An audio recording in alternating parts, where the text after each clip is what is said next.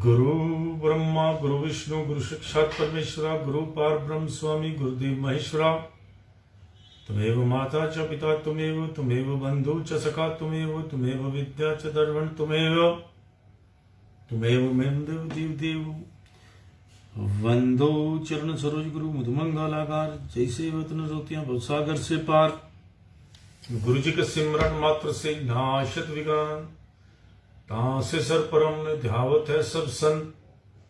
हा प्रगटे जगत में जीव का निस्तार ने शब्द नाव बनाए सुंदर जीव का कोतार। नम्रता और दीनता से भेंट सतगुरु लीजिए मैं हूं शरणागत तुम्हारो दास अपना कीजिए। बोलो जयकारा बोल मेरी श्री गुरु महाराज जी की जय। बोल साचे दरबार की जय।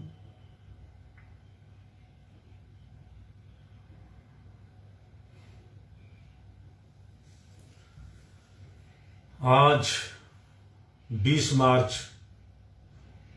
2022 सोमवार अमृतवाणी सेवा ट्रस्ट एवं श्री हरिहर सत्संग मंडल की तरफ से दैनिक सत्संग का कार्यक्रम आरंभ करता हूं।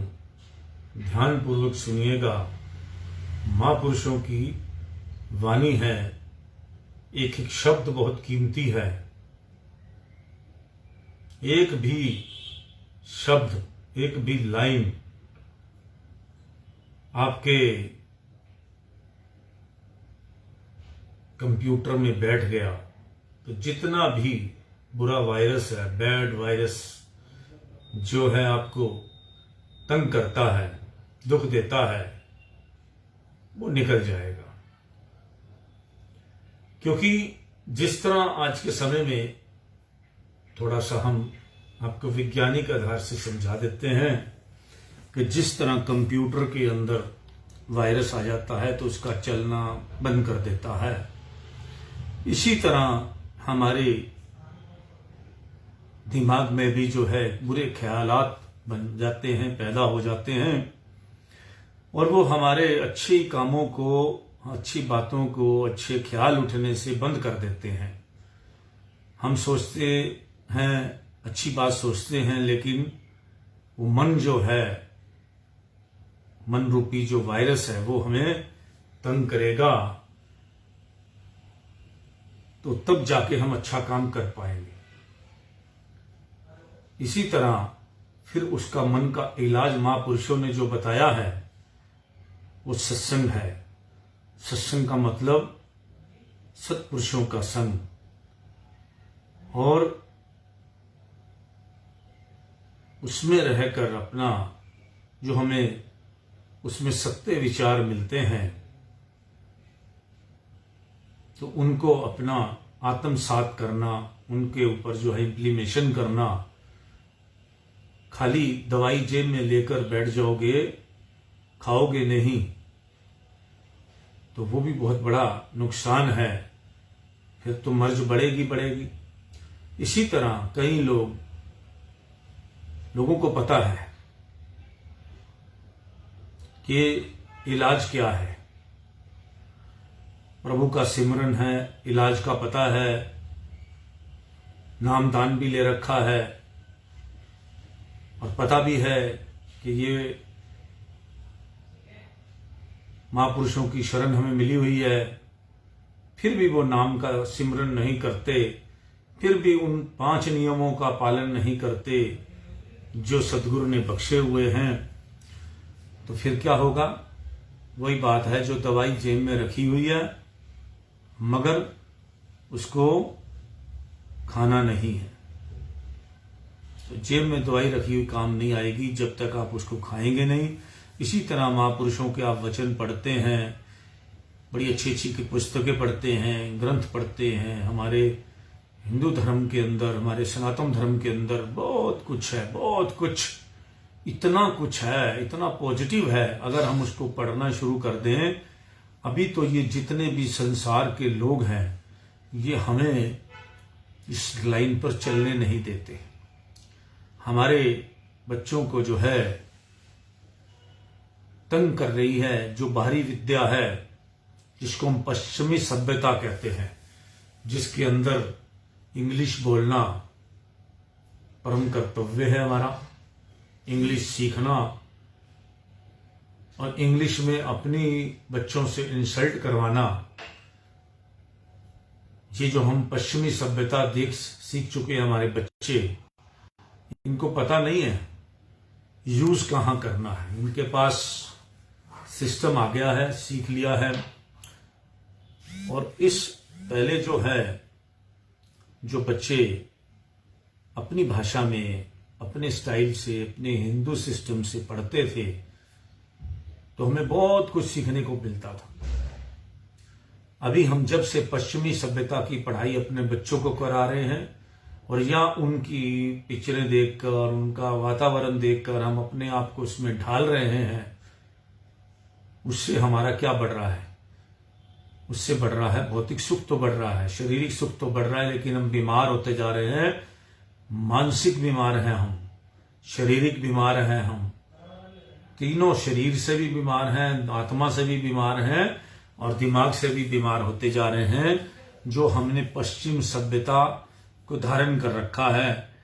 आप उन लोगों से भी बात करो, अगर हम जैसे लोग बात करें तो हमें तो पश्चिमी सभ्यता वाले तो मानसिक बीमार लगते हैं।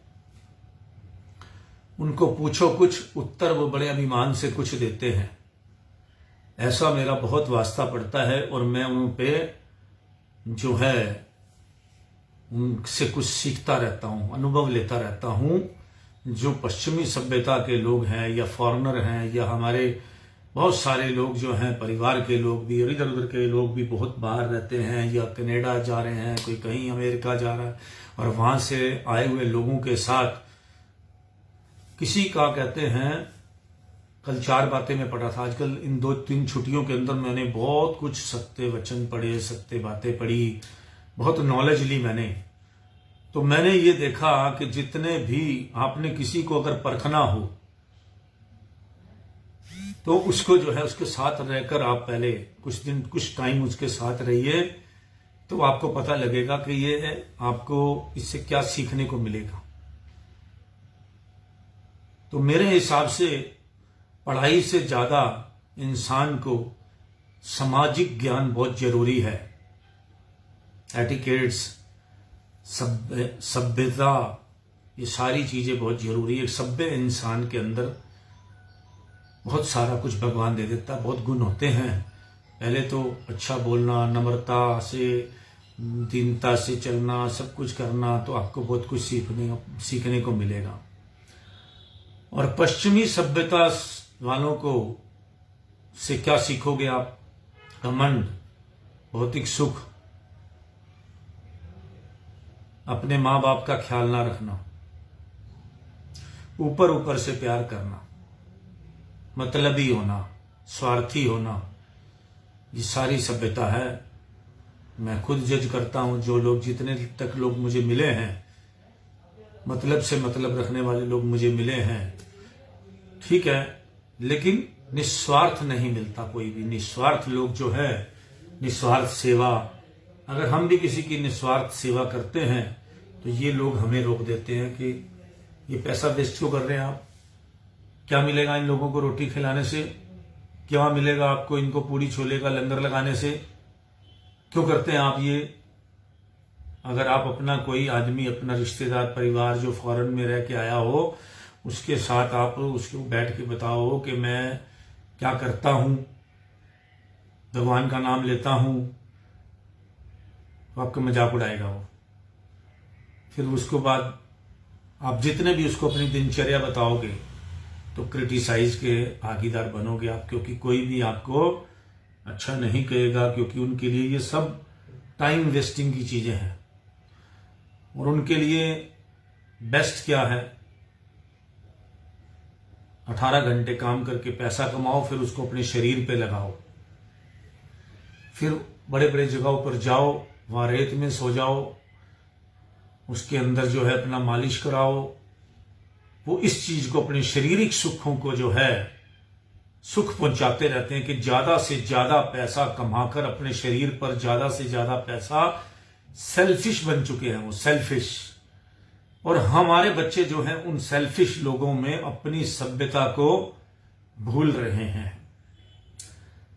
मैं आपको एक पिक्चर का नाम बताऊंगा, पंजाबी फिल्म है, बहुत हंसी मजाक की पिक्चर है। उससे क्या शिक्षा मिलती है, रात को अचानक मैं बैठा था तो मैंने वो लगा लिया टीवी पर। तो मैं ऐसे ही देखता रहता हूं हल्के फुल्के प्रोग्रामों को ही। तो मैंने वो एक पंजाबी, मुझे नाम भी नहीं पता, बस पंजाबी वो पिक्चर लिखी हुई आई, मैंने उसको बटन दबा दिया तो उसके अंदर सभी पंजाबी कलाकार जो थे वो हास्य कलाकार थे। उस पिक्चर को आपको मैं बताऊंगा, उसमें कितनी ज्यादा शिक्षा मिली मुझे, किस तरह से एक माँ जो है अपने बच्चे को इंग्लिश सिखाने के लिए डोनेशन देकर किस तरह से उन इंग्लिश बच्चों के अंदर अपने बच्चों को 2 क्लास पीछे डालती है। शायद वो 5वीं पढ़ता है, उसको 4थी में 2 क्लास, 6ठी वाले बच्चे को 4th क्लास में डाला जाता है। और किस तरह से वो बच्चे, फिल्म का नाम मुझे नहीं आइडिया, मैं कल बताऊंगा आपको, उसको आपको जरूर चेक करना कि किस तरह से उस बच्चा, वो किस तरह से लास्ट में जीतता कौन है, क्योंकि उस बच्चे के माँ बाप के अंदर एटिकेट्स होते हैं, सिस्टम होता है, सच्चाई में कितनी ताकत होती है वो दिखाया गया है कि वो अपनी मदर लैंग्वेज को कभी भी नहीं छोड़ना चाहिए, अपनी भाषा को मत छोड़ो। और हमारी हिंदी या पंजाबी या गुरमुखी ये ऐसी भाषाएं हैं, अगर आप वो लोग सीखें ना हमारी भाषा, हम क्यों सीखें उनकी भाषा। हम आजकल बच्चों को हिंदी छुड़वाकर, बच्चे हिंदी नहीं पढ़ना चाहते, इसीलिए सेकंड सब्जेक्ट उसको जो है जर्मन देते हैं, फ्रेंच देते हैं, जो भी है लैंग्वेज देते हैं, अपनी हिंदी छुड़वा रहे हैं। और बच्चों को समझा नहीं पाते कि बेटा हिंदी काम आएगी, कल को आने वाले समय में पूरी दुनिया हिंदी को सीखने की तरसेगी, ऐसा वक्त आएगा। जो लोग कह रहे हैं हिंदी कभी जीवन में खत्म नहीं हो सकती, ये कुदरत की भाषा है, प्यार की भाषा है। हिंदी जो है कितनी मीठी भाषा है, इंग्लिश जो है कितना मर्जी उसको बोलो वैसे लगता है हमारी मतलबी भाषा है, बड़ी नपी तुली भाषा में आपको बात करनी पड़ती है, उसमें आदमी को कोई एंजॉय नहीं आता। और हिंदी के अंदर, पंजाबी के अंदर बहुत एंजॉय आता है, बोलने में भी, बात करने में भी। और भी हमारे हिंदी से जो निकली हुई जितनी भी लैंग्वेज हैं उसके अंदर हरियाणवी हो गई, राजस्थानी हो गई, कितनी भी लैंग्वेज हैं, वो सारी इतनी अपनी लैंग्वेज को कभी भी जीवन में, मदर लैंग्वेज को कभी भी नहीं छोड़ना चाहिए। लाइफ में एक बार सीखो और उसी के अंदर सारे काम करने चाहिए। जो लोग ये पश्चिमी सभ्यता के अभी मैं देख रहा हूँ दोबारा फिर लोग मुड़ रहे हैं, बैक टू पिविलियन हो रहे हैं, क्योंकि उस माहौल के अंदर जाकर उनका दम घुट रहा है। तो इसलिए अपने आप हम सभ्य हैं, हमारा हिंदुस्तान बहुत सभ्यता वाला है, बहुत सभ्य हैं, लेकिन कुछ लोगों ने आकर हिंदुस्तान के कल्चर को तोड़ मरोड़ दिया है, सारा उसको खत्म कर दिया, खराब किया जा रहा है, हमारे एंजॉय को, हमारे सिस्टम को। और हम क्या हैं, हम उसको करने दे रहे हैं उन सबको, क्योंकि हमारे अंदर इच्छा शक्ति नहीं है, हमारे को आत्म विश्वास नहीं, अपने ऊपर विश्वास नहीं है। क्या ये ठीक है जो हम कर रहे हैं, ठीक है, हम सोचते हैं जो वो कर रहे हैं वो ठीक है, हमारे बच्चे जो कर रहे हैं वो ठीक है। नहीं, अपने बच्चों को भी एटमॉस्फेयर में रखिए। फॉरेन के बच्चे जो हैं वो हमारे इंडिया में भी, अगर उनको इंडिया में सही माहौल मिल जाए तो वहाँ इंडिया को कोई छोड़े ही ना। इतना कुछ यहाँ पे हमारे हिंदुस्तान के अंदर इतनी शक्ति है, इतनी ताकत है, और इतनी मानसिक शक्ति है, इतनी आत्मिक शक्ति है जिसका कोई अंत ही नहीं है। और लोग ढूंढने के लिए लास्ट में यहीं पे आते हैं। अब कोई एक बात समझ नहीं आती, यूक्रेन के अंदर एक फौजी का इंटरव्यू ले रहे थे हमारे आज तक वाले शायद, और वो क्या कर रहा था, उसको पूछा गया कि आप इंडिया कभी गए हैं, तो उसने बताया कि हाँ मैं इस्कॉन टेम्पल में गया हूं और वह रामा हरे कृष्णा का मंत्र जाप करता हूं। और उसने अपनी माला, उस कपड़े जो उसने सर्दी के लिए बहुत भयानक सर्दी के कपड़े डाले हुए थे, उस फौजी ने, यूक्रेन के फौजी ने वो माला निकालकर उसको जपना शुरू किया और बताया कि इससे मुझे आत्मिक बल मिलता है। तो लानत है हमारे हिंदुस्तान के उन लोगों की जो दूसरों की बातों पर विश्वास करके अपना सिस्टम को छोड़ देते हैं। आप देखिए, एक यूक्रेनी फौजी को जो है एकांत में रहकर उसको मालिक का नाम जपता है, वो हरे रामा हरे कृष्णा का वो जाप करता है, उसके पास माला है, तुलसी की माला लेकर वो उससे जाप कर रहा है और उसको कितनी आत्मिक शक्ति मिल रही है। वो कहता है कि मुझे इससे कोई अकेले रहने में डर नहीं लगता। तो किसी ने भी इस चीज को नहीं दिखाया, जबकि ये प्रमुखता से दिखाना चाहिए था कि देखिए कि किस तरह हमारे देश के, इंडिया के कल्चर में, इंडिया की ताकत में, इंडिया के हिंदुस्तान के मंत्रों के अंदर यहाँ के संतों की ताकत कितनी है, यहाँ के मंत्रों की ताकत कितनी है। हमारे दोस्त, उनके फादर जो थे वो मंत्र जब प्रवजित कर देते थे, मंत्र से अग्नि प्रवजित करते थे, अग्निहोत्री उनको कहते थे। ऋषिकेश के अंदर हमारे दोस्त हैं जो है, उनके फादर जो है वो हवन करते थे। तो मंत्र से आज भी है, ऐसे लोग आज भी हैं कि इनको कोई माचिस वगैरह नहीं चाहिए, कोई कुछ नहीं चाहिए, मंत्र से 5 बार 6 बार मंत्र पढ़ने से। आज मैं इतना कुछ सीख रहा हूं इसके अंदर। अगर लोग हमारी विद्या पर चले, योग विद्या पर चले, अस्पताल खाली हो सकते हैं। लिख लो इस बात को, कोई हर चीज के माइनर इलाज है। जितना मैं ज्ञान के रास्ते पर आगे बढ़ रहा हूं, उतने मुझे हर बीमारी के, हर सिस्टम के शॉर्टकट रास्ते मिलते जा रहे हैं। और मैं इतना प्रसन्न हूं, आत्मिक प्रसन्न हूं, मानसिक प्रसन्नता मुझे मिली हुई है सिर्फ इन महापुरुषों के साथ जुड़ने के लिए। जिंदगी में कभी भी ना मैं अपने बच्चों को गलत रास्ते पर जाने के लिए कहूंगा। पैसा है, भूखे रह जाइए, मगर अपनी शांति को बिल्कुल गंवाने मत दीजिए। ये शांति बहुत ज्यादा की इच्छा मत रखिए। एक लिमिट में कमाकर अपने मानसिक शांति और संतुलन बनाए रखिए, आत्मिक शांति बनाए रखिए। आपका बाल बाका नहीं कर सकता अगर आप भगवान के साथ जुड़े हुए। लिख लो इस बात को। आप हनुमान चालीसा पढ़ते हैं, ये हनुमान जी बैठे हमारे, तो उनका आप हनुमान चालीसा पे विश्वास करते हैं कि डर खत्म होता है कि नहीं होता? आप बताइए।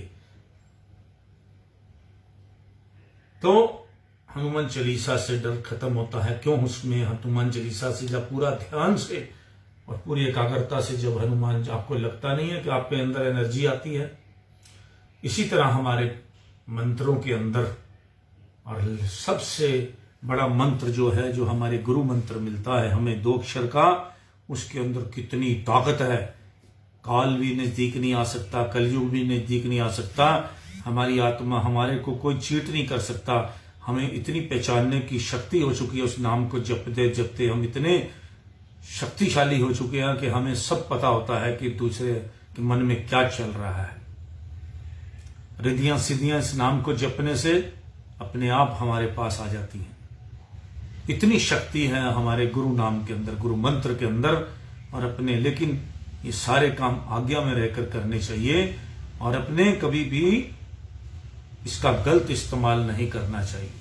कभी भी एक बात सोच लो, हर दुनिया का हर आदमी अपने घर को छोड़ देता है, इसलिए अपने गुरु घर को ऐसे पकड़ के रखिए और उसमें इतनी सच्चाई और नम्रता के साथ अपने गुरु की आज्ञा के साथ चलें, तो तभी आपको सब कुछ मिलेगा।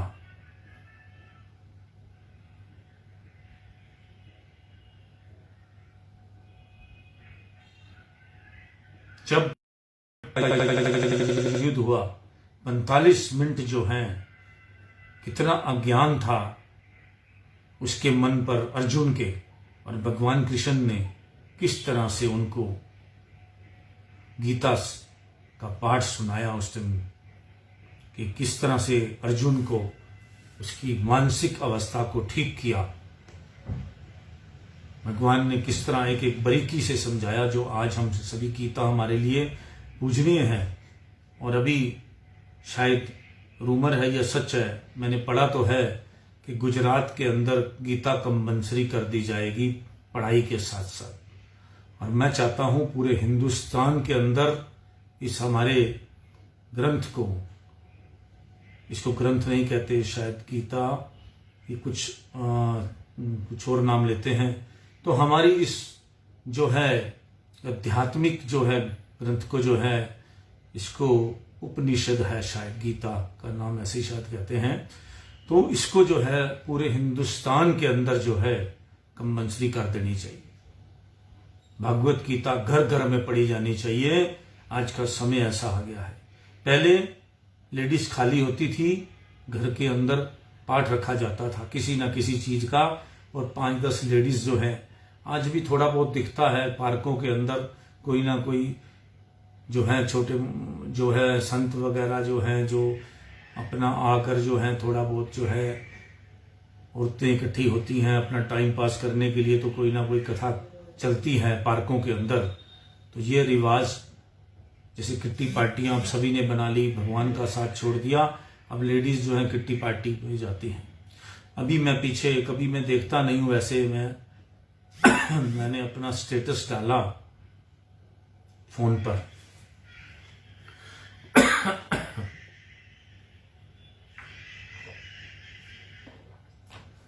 तो मुझे सभी का होली पे स्टेटस देखने को मिला, तो मैंने बहुत बहुत गंद देखा उस स्टेटस के अंदर। होली मनाने के तरीके, सिस्टम, सब कुछ देखता हूं, तो मुझे लगता है कि उनसे पता लगता है, आपको वैसे कुछ नहीं पता लगेगा कि क्या गलत हो रहा है। जब आप उस सोसाइटी में जाएंगे तो आपको पता लगेगा कि हिंदुस्तान के अंदर बहुत गंद आ चुका है। गंद फैलाने वाले कोई कसर नहीं छोड़ रहे, और अब हमें जो है हर इंसान को गूंगा बहरा छोड़कर जागरूक हो जाना चाहिए, अपने बच्चों के लिए भी, अपने परिवार के लिए भी। फिर दोबारा जागरूक होना पड़ेगा। एक आदमी को 10-10 आदमी अपने जिम्मे लेने पड़ेंगे सुधारने के लिए। जैसे संतों ने अपने जिम्मे अपनी रूहें ले रखी हैं, हमारे महापुरुषों ने हमें जितनी रूहें हैं उनकी, उतनी रूहों का उन्होंने अपना बीड़ा उठा रखा है। इसी तरह हर एक इंसान को अपना उदाहरण अपने परिवार में बनना चाहिए, कि दूसरा आदमी उसको घर के परिवार वाले दिखा सके, देखो ये कितने सही रास्ते, अच्छे रास्ते पर चलकर भगवान की भक्ति करके इस बंदे ने कितनी सफलता प्राप्त की है। तो ये उदाहरण बनना बड़ा जरूरी है अपने परिवार के लिए। अच्छे काम कीजिए, सत्संग सुनिए, उस पर इम्प्लीमेशन कीजिए, हर आदमी से अच्छा व्यवहार कीजिए, दान पुण्य कीजिए, अपने धन का सही सदुपयोग कीजिए, अपने श्वासों का सदुपयोग कीजिए, तब जाके हम कुछ इस समाज के लिए भी कुछ करें, इस देश के लिए भी कुछ करें, तब जाके हम कुछ अच्छे आगे लोक और परलोक को भी हम सुधार सकते हैं। लोक तो सुधर ही जाएगा हमारा जब अच्छा काम करेंगे, अच्छा सिस्टम बनाएंगे, और परलोक के लिए भी हमारा ये काम हो जाएगा। एक लोक का काम अच्छा करने के लिए परलोक ऑटोमेटिकल सुधर जाता है। जिसी तरह साकार प्रभु के दर्शन करते हैं तो निराकार की प्राप्ति होती है, इसी तरह जब लोक सुधरेगा तो परलोक भी अपने आप सुधरेगा। और लोक सुधरेगा जब लोक प्रभु के नाम से सुधरेगा। खाली आप अपनी प्रारब्ध के अनुसार जो मिलता है उसको अगर आप अपना यूटिलाइजेशन गलत करते हैं तो लोक भी नहीं सुधरेगा, परलोक भी नहीं सुधरेगा। और लोक में अपने इस लोक को आपने सुधारना हो तो अपना प्रभु का नाम लें। जो हमारे सिस्टम बने हुए हैं दूसरों के लिए भी निस्वार्थ सेवा करें। जो हमारा जुड़ेगा क्या साथ जाने के लिए, जो हम निस्वार्थ काम करेंगे, त्याग करेंगे किसी के लिए। आज के टाइम में त्याग की भावना किसी में भी नहीं है। जो त्याग नहीं कर सकता वो कुछ भी नहीं कर सकता। तो इसलिए जो है हमें जो है ये सारे काम करने हैं और महापुरुषों के वचनों पर अमल करना है। सेवक को सदैव पावन, विचारवान, उत्साही, दृढ़, निष्ठावान और धैर्यवान बनना चाहिए। जो भगवान का सेवक है उसको हमेशा किस तरह से बनना चाहिए? पावन, विचारवान, उत्साही, दृढ़, निष्ठावान और धैर्यवान बनना चाहिए। अधिक समय देने से या अधिक पुरुषार्थ करने से भी यदि सफलता ना मिले तो घबराओ नहीं, पुनः परिश्रम करो। पुरुषार्थ करते हुए शरीर चला जाए तब भी पग पीछे ना हटाओ। उस पुरुषार्थ का फल तुम्हें ऐसे स्थान पर जन्म देगा जहां तुम्हारे लिए सब सुविधाएं पहले ही होंगी और थोड़े पुरुषार्थ से ही महान सफलता उपलब्ध होगी। एक थोड़ी सी बात में महापुरुषों ने आपके कितनी फायदे की बात बता दी है कि आप अधिक समय देने से या अधिक पुरुषार्थ करने से भी यदि सफलता ना मिले तो घबराओ मत। अगर आप सही काम कर रहे हैं अपने सही, तो आपको सफलता उतनी नहीं मिल पा रही। ऐसे बहुत सारे लोग हैं, मिलेगी समय पर। और जब मालिक देगा तो आपको जो है आप परिश्रम अपना करते रहो। पुरुषार्थ करते हुए अगर शरीर भी चला जाए तब भी पग पीछे ना हटाओ। उसके बाद जो आपका अगला जन्म मिलेगा उस पुरुषार्थ का फल तुम्हें ऐसे स्थान पर जन्म देगा जहां तुम्हारे लिए सब सुख सुविधाएं होंगी और थोड़े पुरुषार्थ से ही महान सफलता उपलब्ध होगी। कई बच्चे ऐसे जन्म लेते हैं जो अच्छे अच्छे घरों में जन्म लेते हैं जहां भगवान का नाम भी होता है और उनके कर्म भी अच्छे होते हैं। ऐसे माँ बाप मिलते हैं कि उनके लिए वो धन्य हो जाते हैं। उनको बच्चा मिलता है ऐसा संस्कारी, तो माँ बाप धन्य हो जाते हैं। और संस्कारी बच्चे को संस्कारी माँ बाप मिलते हैं तो उसी को कहते हैं स्वर्ग। ये असली स्वर्ग कि संस्कारी माँ बाप के घर में संस्कारी बच्चा पैदा हो और संस्कारी बच्चा जो है वो संस्कारी माँ बाप के घर में जाए। तो प्रभु ऐसा मेल बनाते हैं जब, तो बड़ा अच्छा लगता है। बड़ा देखता हूं जब बहुत बच्चे संस्कारी मिलते हैं मुझे। लेकिन ज्यादातर बच्चे आज के समय में माँ बाप को नहीं पता कि इनको संस्कार क्या देने हैं।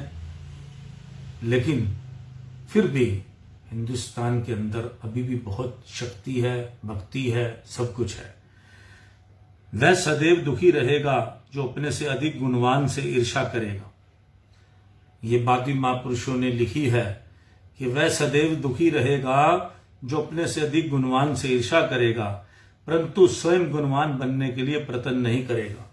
अगर आपको किसी के गुणों पर गुण अच्छे लग रहे हैं, गुणी आदमी मिल गया है, तो आप कभी भी ईर्ष्या मत करो। अपने आप को गुणवान बनाने के लिए कोशिश करो, तो आप जो हैं आप में भी गुण आ जाएंगे और आप भी अच्छे बन जाएंगे। और आपको भी इसी तरह दूसरों को आगे सिखाना है, चेन बनानी है।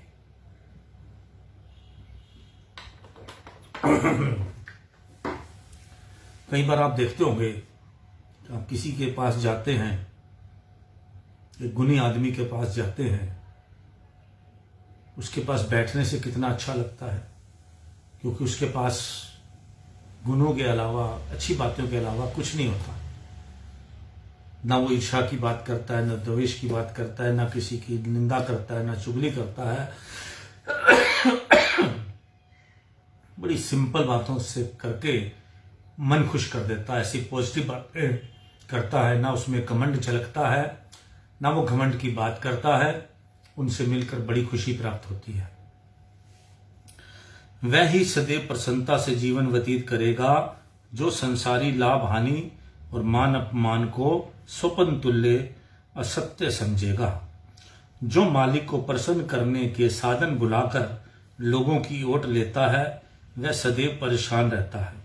जो मालिक को प्रसन्न करने के साधन बुलाकर लोगों की ओट लेता है वह सदैव परेशान रहता है।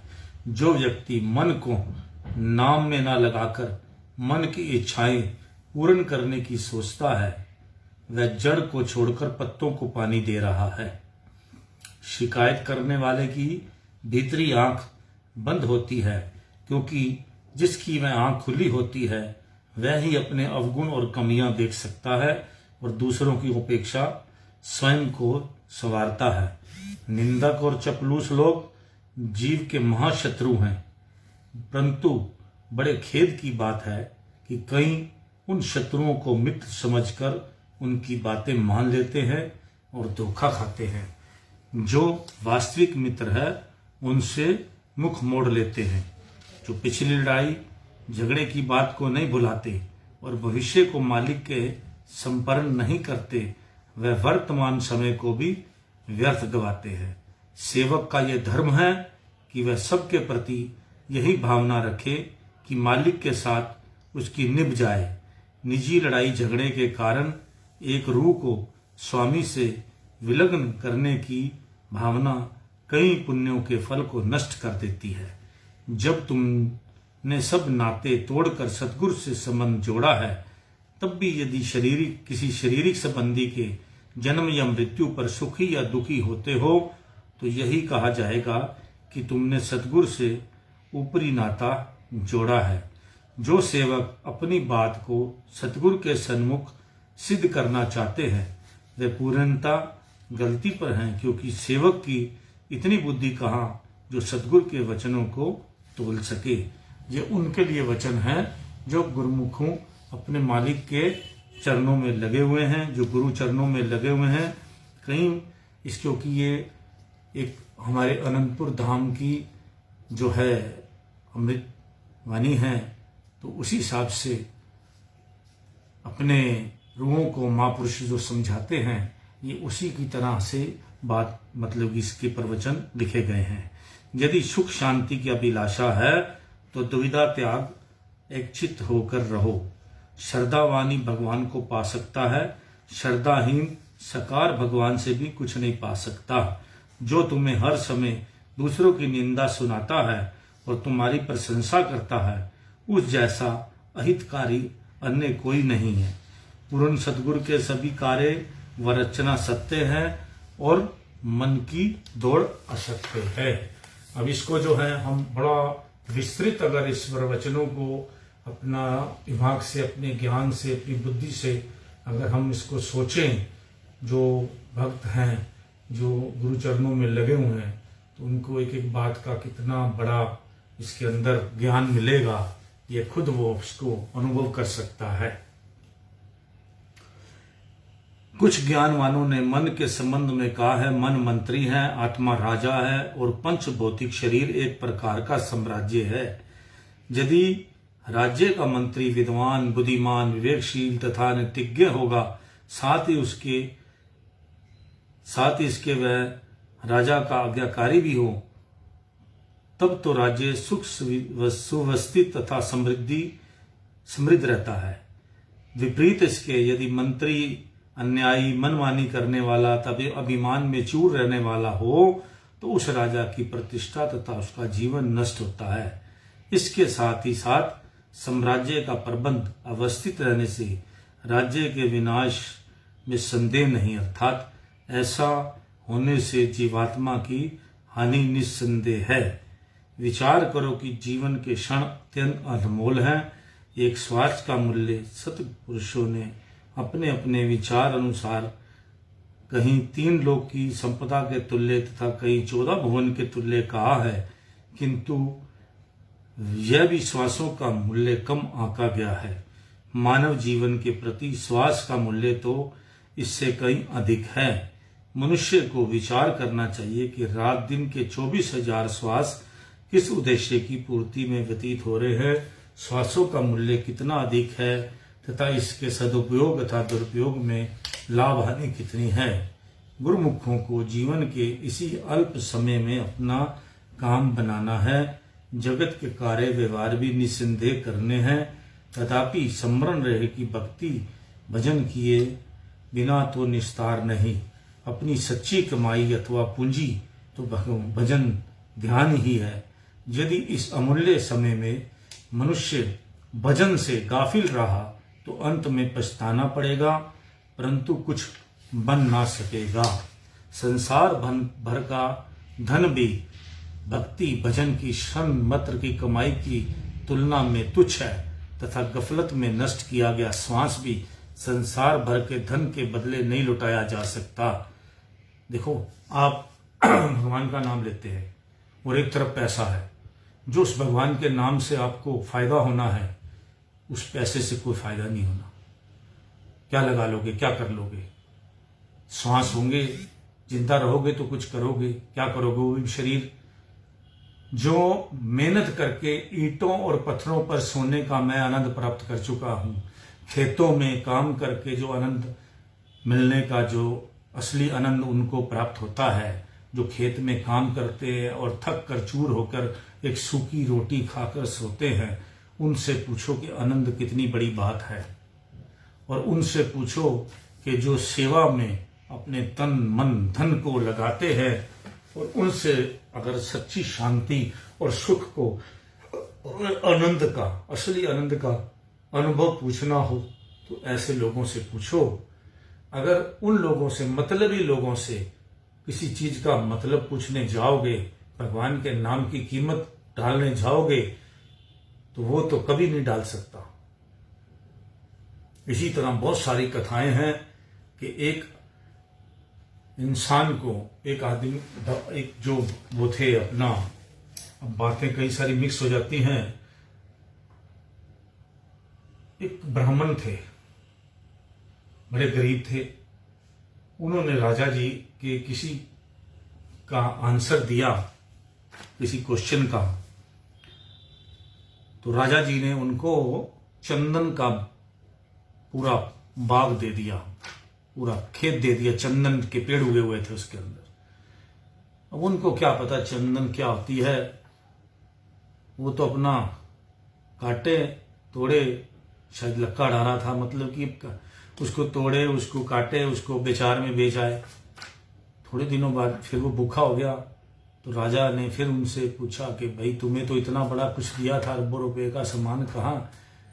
उन्होंने कहा जी वो तो पेड़ थे, काट कूट के मैंने अपना सब बाजार में बेच दिए। तो तब उन्होंने कहा कि अभी कुछ पेड़ बचा, उसने कहा एक आधा पेड़ बचा होगा। तो राजा गए, उस पेड़ को काटा और उसको जो है मूल्यवान लकड़ी जो चंदन की थी उसको बाजार में बेचने के लिए अपने आदमी को उनके साथ भेजा। और जो असली चंदन का जो खरीदार था उसने उसका मूल्य दिया, तो उसके पांव के नीचे से जमीन निकल गई कि कितना मूल्यवान पेड़ मैंने वो जलाने वाले को दिया था लकड़ काट के। तो किसी को किसी चीज का मूल्य नहीं पता, इस शरीर का मूल्य की कीमत किसी को नहीं पता। इसके श्वासों की मूल्य पूछना है तो कबीर दास जी से पूछिए, उनके दोहे में से सुनिए कि उन्होंने एक सांस का मूल्य 3 लोग के बराबर बताया है। तो क्यों? उसकी कीमत इससे भी ज्यादा बताई है, 3 लोगों से भी ज्यादा हमारे श्वास की कीमत बताई है। जब मैं इस बात को खुद सुनता हूं और जब मैं इसको पैमाने पर नापने की कोशिश करता हूं, तब मुझे पता लगता है कि ओहो, हम तो अपने श्वासों को वृथा ही गवाए जा रहे हैं। पर करें क्या? जो हो सकता है उसको संभालो, जो लुट गया उसको भूल जाओ। जैसे वाल्मीकि ने जब गुरु के चरणों पर गिर पड़े, जब उन्होंने कहा मैंने तो सारा जन्म ऐसे गवा दिया। जब उनकी चक्षु खुल गए, अपने बच्चों से पूछा क्या तुम मेरे साथ दोगे जो मैं पाप करके पैसे कमाता हूं? तो उन्होंने कहा, वो डाकू थे उस टाइम, तो उन्होंने दुनिया को लूट कर जो है कमाते थे, तो उन्होंने कहा हम आपका कहीं भी साथ नहीं देंगे। तब उनकी आंखें खुल गई कि मेरे तो है ही नहीं कोई सगा। तो तब उनको जब गुरु ने अपना ज्ञान दिया तो उन्होंने कहा इनके मेरे तो इतने पाप किए, तो मैं पिछले अगर जन्म की सोचूं, पिछले कर्मों की, तो मैं तो अपने आप में मर भी जाऊं तो पूरा नहीं कर सकता। तो गुरु ने कहा नहीं, नाम जपने से आपके सारे कर्म कट जाएंगे। तो नाम की शक्ति कितनी है, और इस श्वासों से हम जब नाम की जाप करेंगे तो बताओ कितनी ताकत मिलेगी हमें। इसलिए अपना इस तरह से योग कीजिए बैठकर।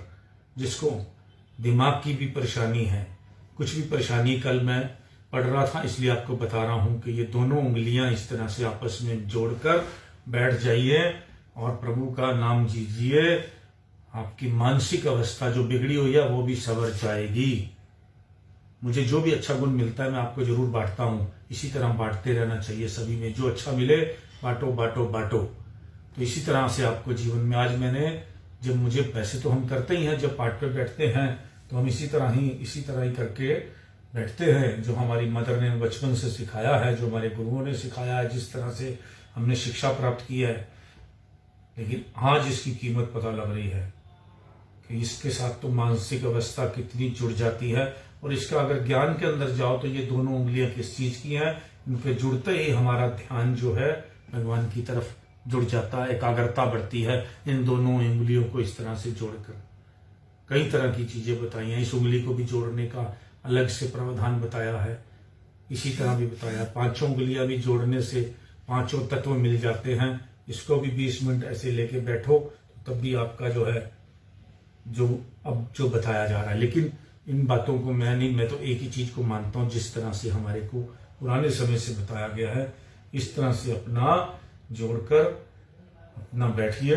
मिली है उसका हमें बहुत अच्छा लगता है। शो ने हर चीज का आपको सिस्टम जो है बड़ा बताया है। सभी मूल्यवान वस्तुएं यदि नष्ट हो जाएं अथवा खो जाएं, वह किसी न किसी प्रकार से पुनः प्राप्त की जा सकती है। केवल खोया हुआ श्वास ही एक ऐसी वस्तु है जो कभी तथा किसी उपाय से लौट कर नहीं आ सकता।